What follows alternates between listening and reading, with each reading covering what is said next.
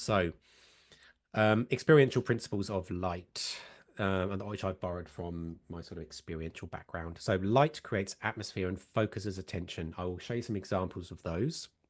So, obviously, light creates atmosphere. So, like, dark to bright is atmosphere, but also think about colors. We're going to talk about colors and how that changes the kind of the atmosphere of a space.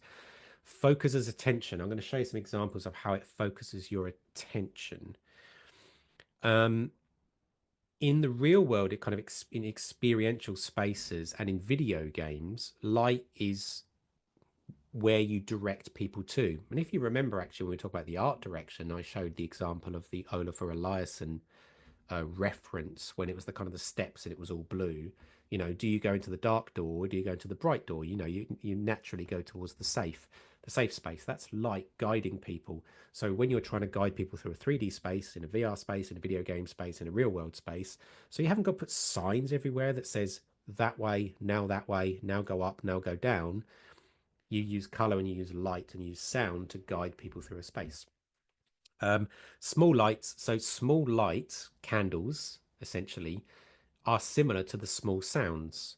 If you want to draw someone's attention to something, so you imagine you've got a big room like the one I just showed you, and it's really important that people go and look at a book on a table, right? Stick a light on it.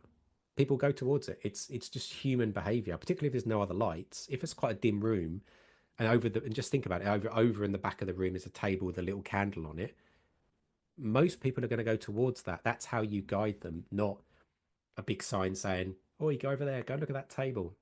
So small lights and candles, hang a candle on it, hang a light on it, is really good way of drawing attention to things in a space that you want people specifically to see. Also, you can light paths, right? Just put little lights along a path and people will follow them, right? So it's not just about making a place visible, it's about guiding people through a space, and that's what light is for.